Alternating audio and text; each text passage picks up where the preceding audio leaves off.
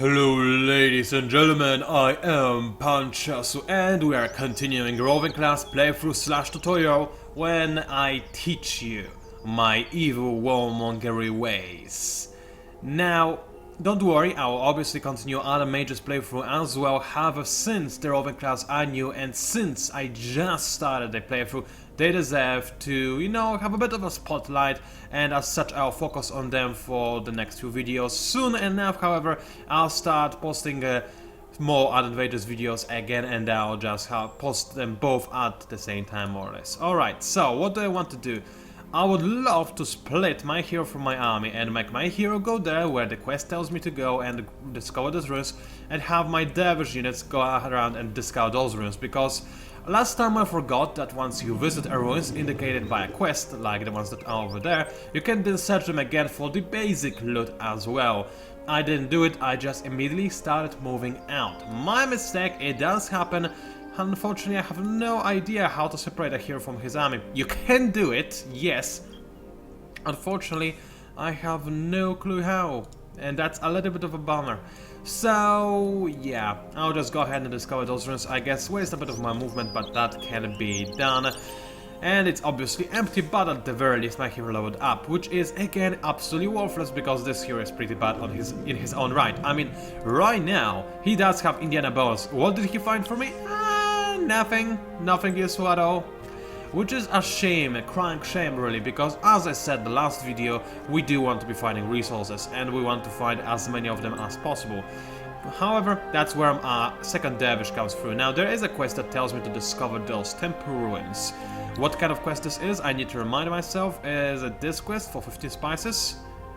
Yes, it is. Is it the quest that I think it is, related to the past? No, it just gives you a flat reward and you're done with this quest. A very nice quest to have. I'll gladly go ahead and complete it, because again, 15 spices is nice. I'll be able to search those ruins again afterwards. Actually, I will not. That only applies to ruins that had manufactured. No, I don't know. Sometimes you can search ruins after you searched in them before. Sometimes you cannot. There is a pattern to it that I don't understand. Now, unfortunately, it does look like I'm going to lose those dervish units. And while dervish are actually pretty okay in a battle, they are not going to stand tall against a manufactured unit. At least they're not supposed to. If they will be able to fight against those guys, then something is going horribly wrong right there. But we'll get to that bridge where we will cross that bridge when we come to it. Not the other way around, as I was about to say. So how's our town looking? I could buy out the seed storage, however it would cost me 122 dust, which is a substantial amount, and for the amount of food we would gain from this, well, it would give us extra 50 food plus 5/10 of extra 20% food bonus, which would be quite significant. However, the most important thing for me right now is to be able to buy out my World Walker's hero as quickly as humanly possible. As such, I do not allow myself to buy out any seed storage or any other kind of improvement, because simply I don't have the dust to otherwise get this hero relatively quickly. Of course, I can go to the market and I can sell my glass steel, and I'll do it if I need to. However, the minimal price, as indicated right now for the glass steel, is 5. But the longer we wait, as I mentioned last time, the higher the minimal price goes, and the better value I'll get out of this 5 glass steel that I got from nowhere.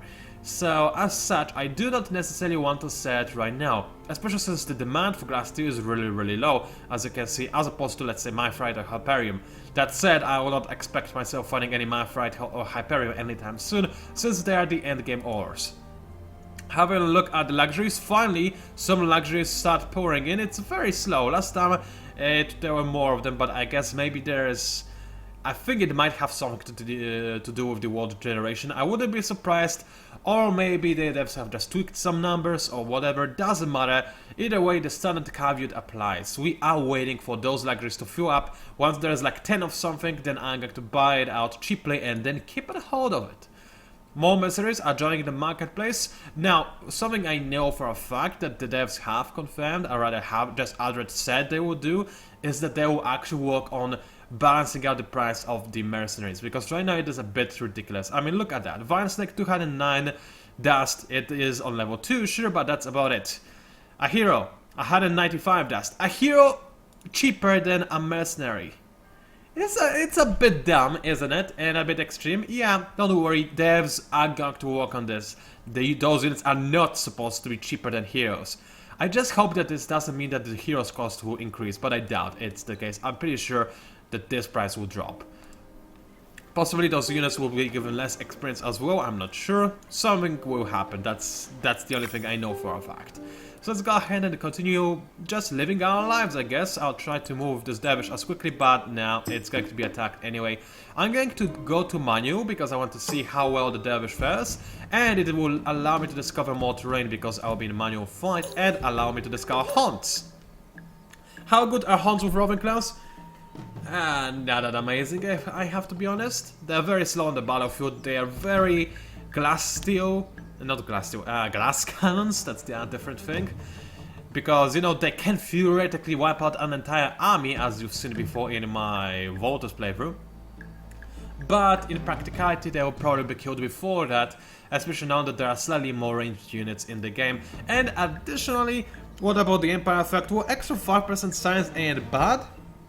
I'm not gonna complain about that. However, there are other things that we need more. So I'll probably avoid hunts for the time being, unless I really will change my mind for some reason that I don't quite yet understand. So what I'll do is I'll let my guys walk a bit forward. Now the thing I'm worried about is that I'll not be able to charge immediately into the fray and kill the enemy, because the enemy is a bit too far away. So let's think about this. She has still movement. She will certainly walk to this tower. I mean, it's possible she'll try to hide in the forest, but it's not a human player, it's an AI. I can almost guarantee that this Seraph Drider will walk over here to just get as close to my unit as possible. Now, we do have charge, and it doesn't matter if... Oh, it's actually not listed anymore. It was in the last video cast, wasn't it? I guess it might just be a display back, whatever. Anyway, we have charge. Whenever this works or not is debatable, however, it will work in the future, so let's act as if it works right now. So let's have a quick think about it. If the charge works, I need to attack from as far away as possible, so I need to attack from 5 tiles away from this tile. So that's 1 tile, 2 tiles, 3 tiles, 4 tiles, 5 tiles. So I want to move out from over here to attack the enemy. However, this is a forest, it will slow me down, so I will need to attack from somewhere closer if at all possible. So 1 tiles, 2 tiles, 3 tiles, 4 tiles, and if I start here, this will be 5 tiles. Will it not? 1, 2, 3, 4, and the enemy is there, so that's 5. And it will actually be even a bit closer. So what I will do is actually fairly simple. I'll move my unit like so to over here. It doesn't actually even matter if I do it or not. But I will move it like so, and then I'll give it an explicit order to move to this tile.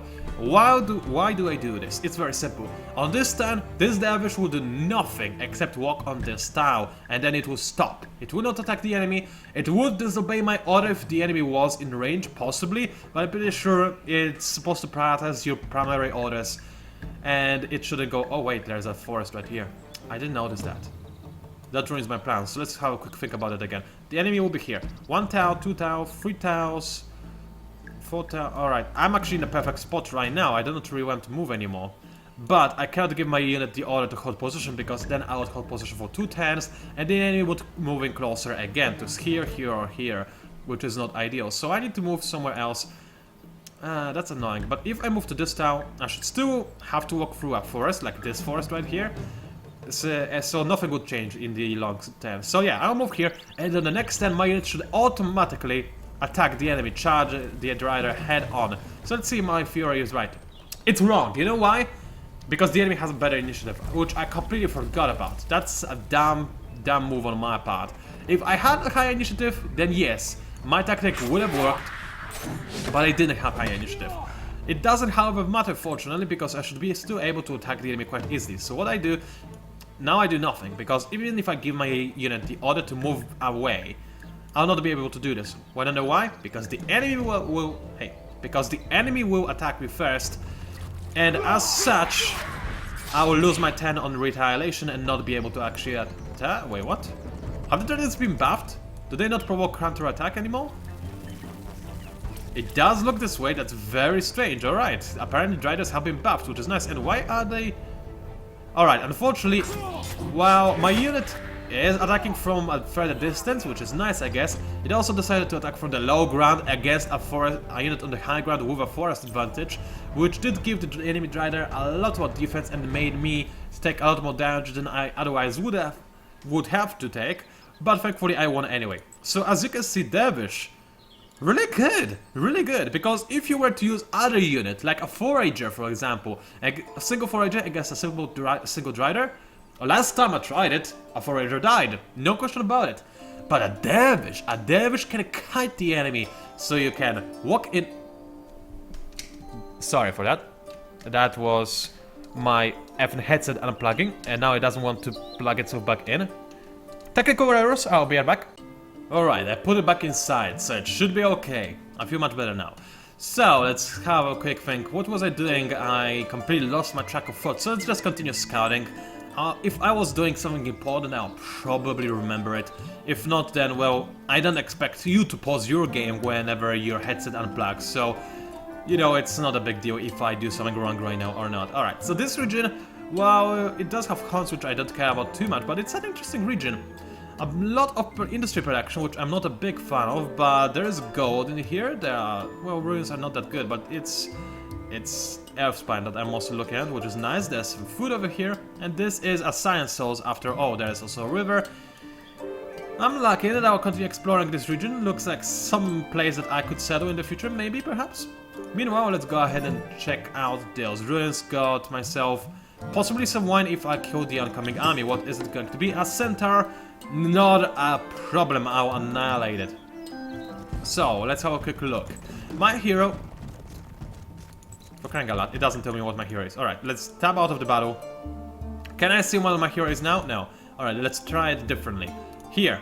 Can I see my hero now? What does he have? He's got the Night Slayer. That's exactly what I thought, but I needed to prove it to you and have a bit of confirmation. So, my hero has Night Slayer. Night Slayer gives you bonus when fighting against cavalry units. Boss are cavalry units.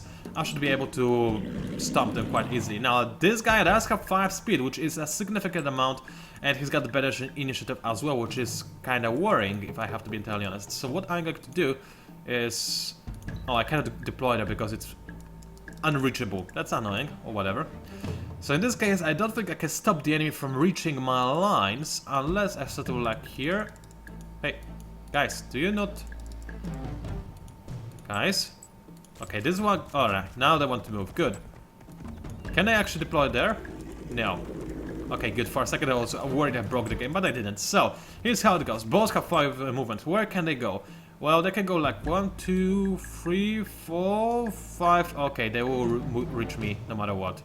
And they have charge if I remember. Actually, I don't think they have charge. I think they're really bad because they actually don't. So it's okay, but what I'll try to move is give them a more juicy target than my dervish. And I'll do so by exposing my hero. Now, it might sound stupid, however, there is... it's not actually madness, per se. Because what I'm going to do is, well, simply provoke the enemy to attack me. I am on high ground, I'm in a forest, and I do have Night Slayer. So even though I am not, technically speaking, using my range advantage, I should be able to deal more damage and take less damage as well. And you have to keep in mind, it's a hero that is fighting. A hero I don't care about at all. If I lose him or not lose him, it's again all fine, because as long as I don't lose the battle, I'll keep this hero, even if he's on 0 health. Additionally, he's a Roving Clans hero, which makes him, in my eyes, absolutely effing useless because his abilities are not implemented. At least it doesn't look like they are implemented yet. So, as such, I'm completely fine using his as my cannon fodder. Now, annoyingly, my units are still dumb enough to actually attack from low ground at all times, but it doesn't matter.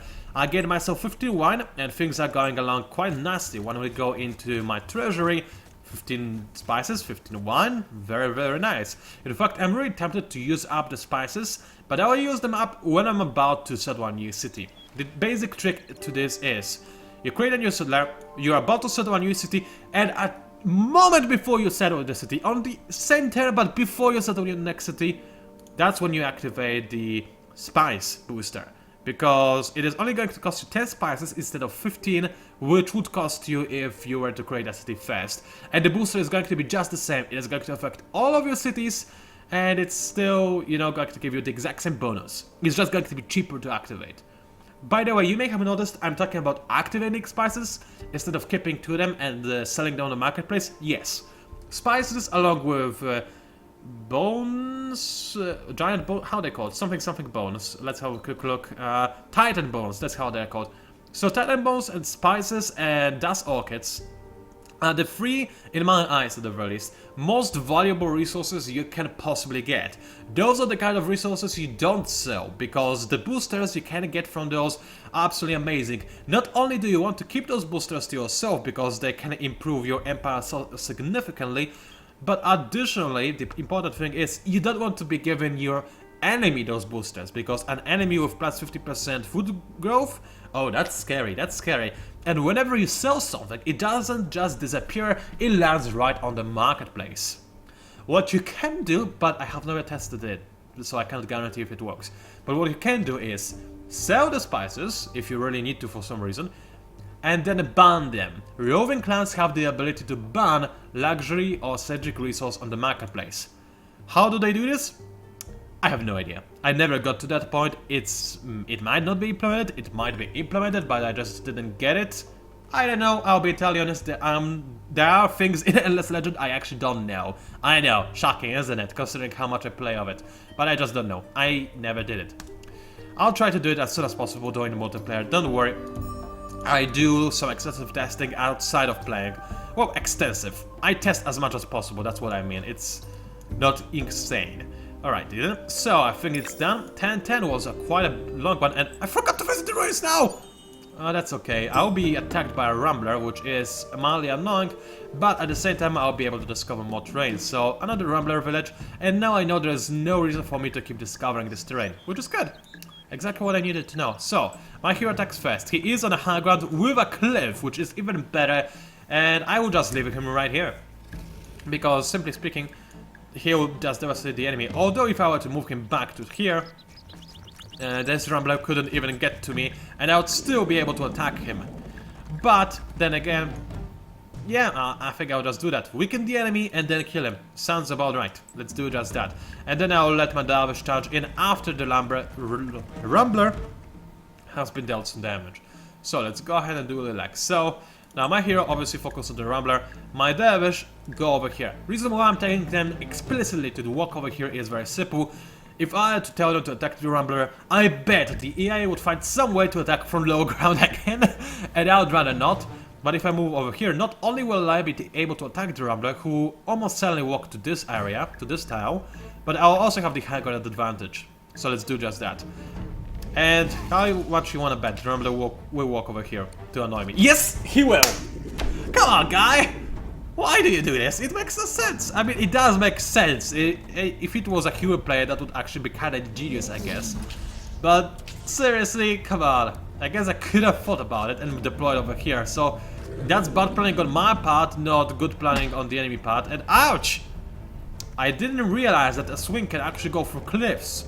It's kind of counterintuitive, isn't it? But it doesn't matter, thankfully, because I was still able to survive, taking little damage and killing the enemy quite easily. So there we go, a Rambler killed. Nice, other killing in a sense, and let's go ahead and discover those ruins. And I got a Starblight, not too good because it's again an item, I don't care about those. And my next reward is another item. It's insanely unlucky this quest right now for me, because every time I get this quest, usually I get like... There are 4 rewards maximum you can get from this quest, okay? Usually I get 2 or 3 resources. Almost always, in fact. I can't think actually of a single situation where I didn't get resources. And I think only once I get 1 resource. However, right now I keep getting items, so it might be the first.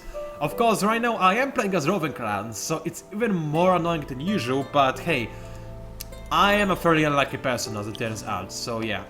There's the saying, never trade luck for skill. Yeah, well, I wish I could do that in reverse.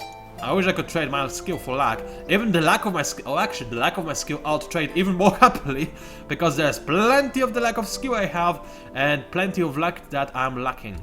So either way, I have discovered this terrain. There is something over here, but I have a sneaking suspicion it just might be a tiny insignificant peninsula. I should scout around, it might be something important over there, but honestly I'd much rather go somewhere else. So let's go ahead and... oh, I need to get over there? Are you serious? That's very far away. Alright, so what I'll do in this situation is assign my hero to this army. I have to wait 2 turns. Alright, I will not assign my hero to this army then. I'll do it in 2 turns if this army is alive and able to tell the tale. Meanwhile, I'll continue exploring more dust. Very good. In fact, I think we might be able to... In fact, we will be able to recruit our hero into this stand. Very good. Nothing in those ruins, but that's fine. Let's keep walking forward. Another ruins. That's really nice. What is inside of it? Let's have a quick look. It is even more dust. 332 dust. That's amazing. That is what we want as the Roving Clans at the start of the game.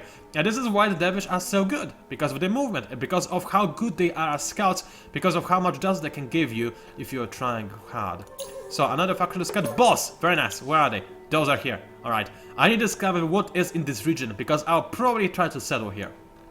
Speaking of settling, it is what I want to do in the near future. So after I'm done with Mill Foundry, I'll show you my build, my tech queue, because I did queue it up when before recording. After I'm done with Mill Foundry, I'll try to get Public Library and Language Square as soon as possible. Public Library, I always get fed. Always. There isn't a single exception. Maybe Solders I get it second or first, but I cannot think of when I got first. I think Ideal Solders get it second, but I always, if not second, I always get it third and not later. It's very simple. The effects of it stack over time, and getting this tech early allows you to get more tech faster, which is very important. After that, I go for the next most important tech, and right now for me this would be the Language Square. I want to start getting quests from minor factions because those quests can be invaluable. Now, there's a little warning to you. If you are playing on the same patch that I am right now, as of today, the making of this videocast, then the bribe option is bugged. It still exists, however the cost of bribe is significant, as in too large. It's supposed to be like 100 something, let's say, right now for me. Random number I threw out. And it will, and if I tried to bribe somebody, it would cost me like 6,000 dust. It's a bug. Devs have confirmed it. It will be fixed soon. Just something to keep an eye out. And if you're playing as Broken Lords, don't play as Broken Lords. That's basically my advice right now for this patch. It will still be fixed though. So there's that. All right. Since I will try to reassign this here as soon as possible, I guess I will check what is in this area. Why not? It might be important. Let's have a quick look. Nope! As I thought, it's just an empty peninsula with a bit of a forest. Alright, good. So, what do I want to do in the city after I'm done with the seed storage? I'll go for Mill Foundry, obviously, but after that, I'll go for the cellar. I need a cellar quite badly, because it's already too late to rush cellars. It's something I do sometimes, especially when playing as other types of factions. Rushing cellars is a very efficient strategy, especially as the Wild Walkers. They're so good for rushing new cities. Before 10, I believe I was able to get a new city going before 1010, in fact. Yeah, I think I am correct right now. And then it spiraled out of control, because the amount of resources you can get from selling early, as Wild Walkers in particular, is insane. As Roving Clans, I'm not too sure yet, as obviously they are a new faction, even to people like me who playtested the game before. We're just given them recently, so I don't know yet exactly the very in-depth strategies of how quickly you need to settle or not, but it's generally good to expand as quickly as possible.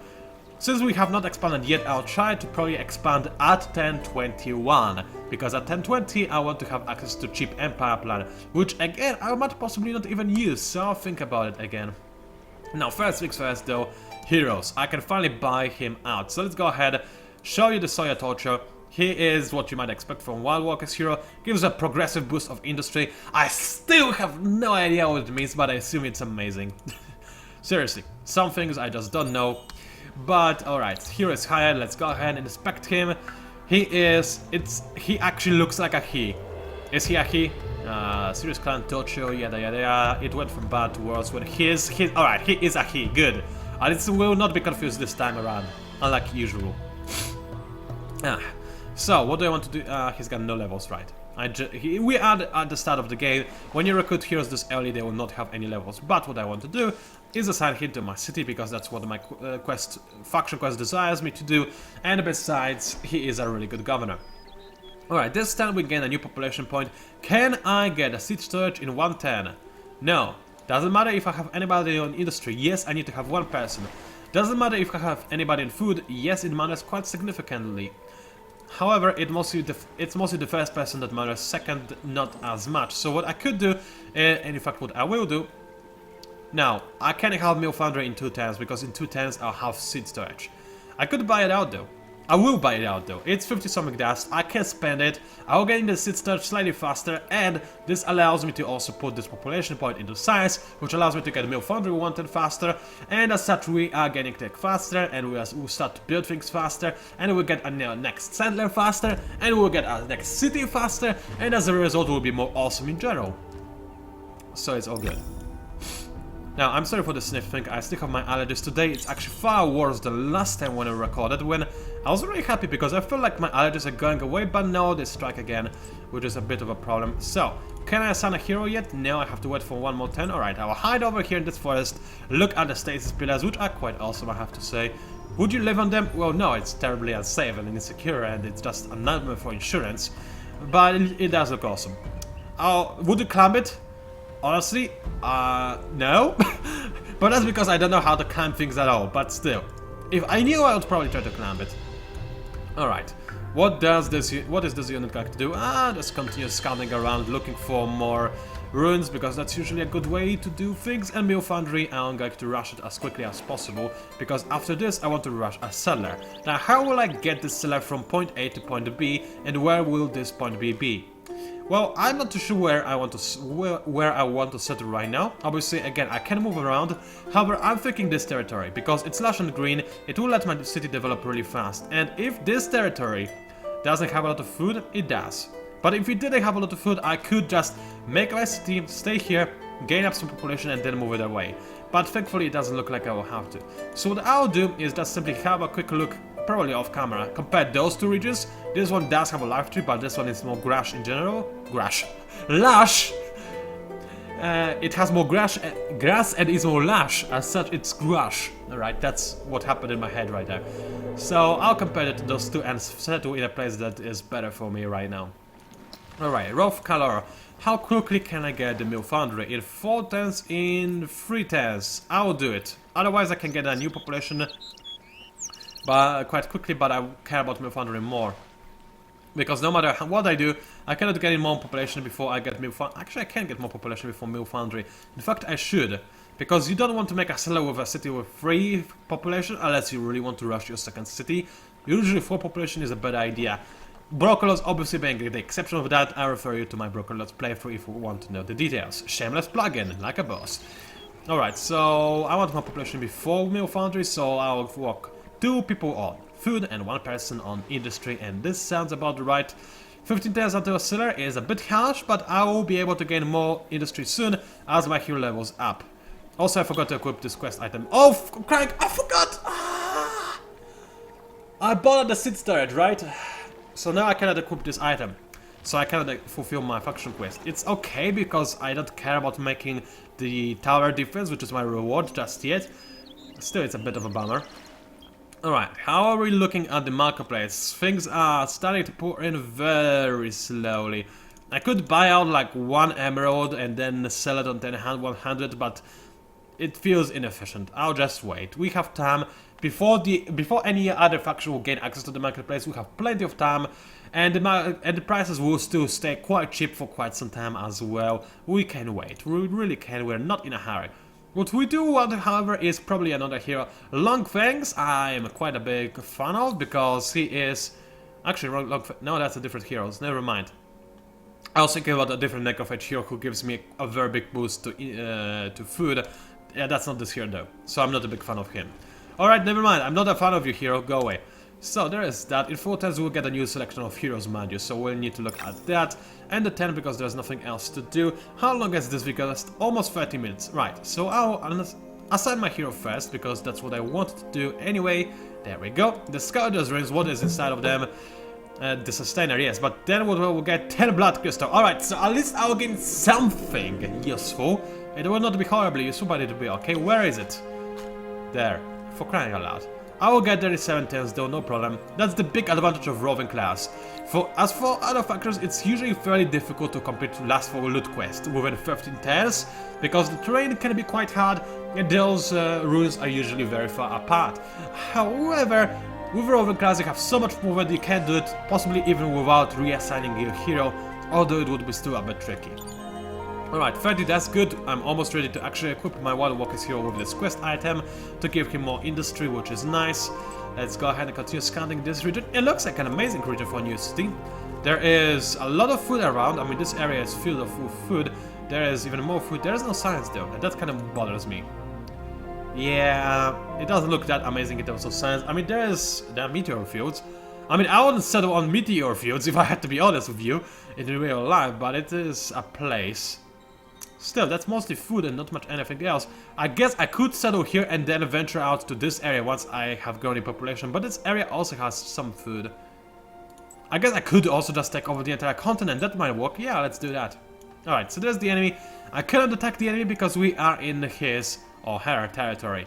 Which is fine, because keep in mind we will be able to backstab our water friends. Friends, right. Later. And I'll do it gladly. Alright, what does this faction Urses? We don't care about Urses. Anything else I need to do? No, I cannot give this hero the item just yet, not this turn. I could sell something, it would be horribly inefficient though to sell something just for extra 8 industry, because that's what I would gain from gaining this item on my hero faster. But now I can do it, so let's go ahead and equip this quest item like so, apply, and right now, as you can see, I get extra 8 industry from accessory, which is good. The number didn't update, there we go, that's better. So I'll gain 2 population, 2 turns, I'm sorry, let's try and say this again. I'll gain more population in 2 turns, and I'll gain meal foundry in 2 turns as well, and then I'll be able to focus the seller, who's already down to 8 turns, and in 2 turns I'll focus entirely on production, just to have him even faster. And yeah, you can see where I'm going with this. Fairly quick seller. It's not as fast as it can be, but it's still viable by all means. Getting a seller around 10-20 is perfectly fine, it really is. Ooh, that's nice, science. But there isn't much science around it though. Alright, I keep looking for science because seriously, science food are the things that you need. And we have plenty of foods, that's good. But I'm lacking the sciencey regions. I would love to see some ice plains, I really would. More grass still, that's delicious. Let's keep walking, and in fact this vidcast is long enough as it is right now. More boss, that's amazing, more ruins, and I'll end it right here. It was PANCZASU, also known as the Mighty Mix Power. Not too much action going on right now, not too much deviousness, but fear not, we will get there eventually, and I completely forgot about the last 4 loot quest. That's okay though, because we have finished up the past, present, and future, partially. Next objective, build the higher towers. Oh, it's called higher towers now. It used to be called the tower defense. I guess they wanted to, you know, change the name to something more respectable. Either way, thank you for watching, and I'll see you online.